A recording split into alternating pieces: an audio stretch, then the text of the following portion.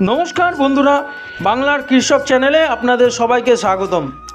আমি আপনাদের ঘরের ছেলে। আজ আমরা এমন একটা বিষয় নিয়ে আলোচনা করব যা আমাদের রাজ্যের প্রতিটি চাষি ভাই এবং ব্যবসায়ীদের কপালের চিন্তার ভাঁজ ফেলেছে। তা হলো আলুর বাজার। পশ্চিমবঙ্গের আলু চাষিরা কি এবার লাভের মুখ দেখবেন, নাকি বাইরের রাজ্যের আলু আমাদের দখল করে নেবে? আজ আমরা শুধু পশ্চিমবঙ্গ নয়, উত্তরপ্রদেশ, পাঞ্জাব এবং গুজরাটের মতো বড় বড় রাজ্যগুলিতে আলুর ফলন এবং বর্তমান দাম নিয়ে একদম সঠিক আলোচনা কিন্তু করব। ভিডিওটা একটু লম্বা হবে, কারণ আমি চাই আপনারা যেন অর্ধেক তথ্য নিয়ে বাড়ি না যান। তাই শেষ পর্যন্ত থাকুন ভিডিওটির। প্রথমে আসছি আমাদের নিজেদের রাজ্যের কথায়।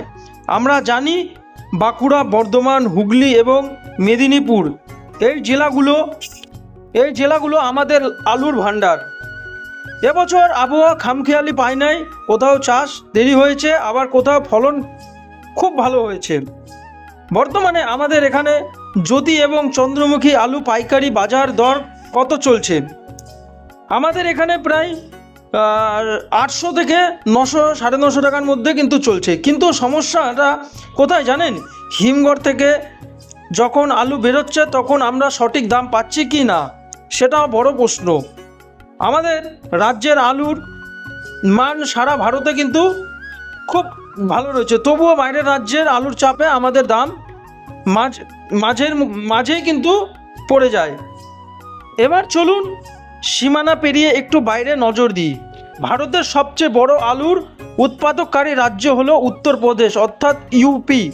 আগ্রা এবং কানপুরের মতো যে পরিমাণ আলু চাষ হয় তা পুরো দেশের বাজারে নিয়ন্ত্রণ করতে পারে। এবছর ইউপিতে আলুর ফলন কিন্তু রেকর্ড পরিমাণ হয়েছে, যেখান থেকে আলু বিহার এবং ঝাড়খণ্ড হয়ে আমাদের রাজ্যের ঢোকার চেষ্টা করে। ইউপির আলুর দাম কম হওয়ার কারণে আমাদের চাষিরা কিন্তু অনেক সময় প্রতিযোগিতায় পড়েছেন। কিন্তু ইউপিতে এখন স্টোর কিন্তু তাড়াহুড়া করে কিন্তু বের করে নিচ্ছে, ফলে তারা খুব কম দামে কিন্তু আলু ছেড়ে দিচ্ছে।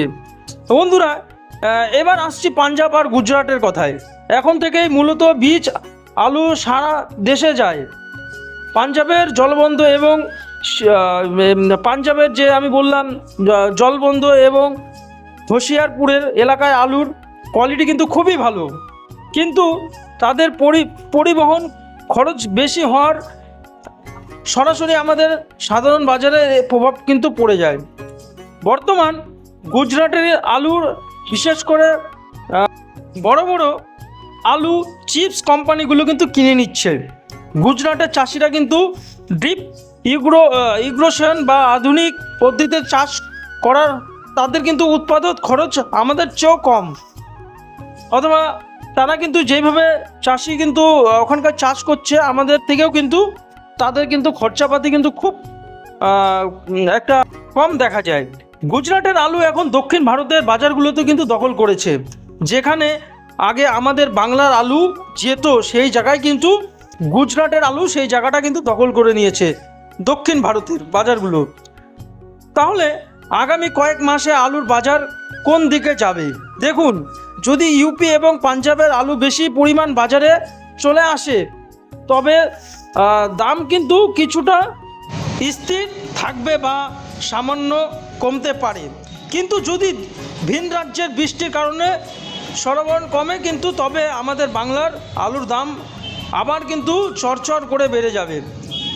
মতো উৎসবের মৌসুম, যেমন সামনে কোনো পুজো বা অনুষ্ঠান থাকলে তখন কিন্তু দাম বেড়ে যাওয়ার চান্স একটা দেখা যায়। না আসা পর্যন্ত বাজারের বড় কোনো উল্খের কিন্তু দেখা যাচ্ছে না।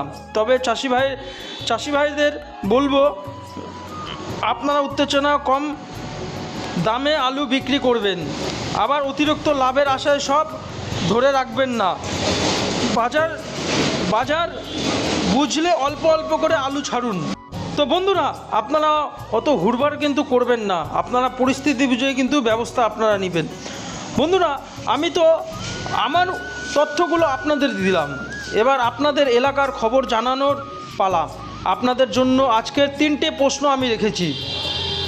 নাম্বার 1-এ রেখেছি, আপনারা জেলার বর্তমানে জ্যোতি বা চন্দ্রমুখী আলু পাইকারির দাম কত চলছে, আপনাদের এলাকা অথবা জেলাতে কীরকম দাম চলছে জ্যোতি ও পাইকারি আলু। দ্বিতীয়, আপনারা কি মনে করেন এই বছর আলু ধরে রাখলে বেশি লাভ হবে নাকি? 3 নম্বরে রেখেছি, ভিন রাজ্যের আলুর মান কি আমাদের বাংলার আলুর চেয়েও ভালো? এই 3টেও আমি আপনাদের কাছে প্রশ্ন রাখলাম।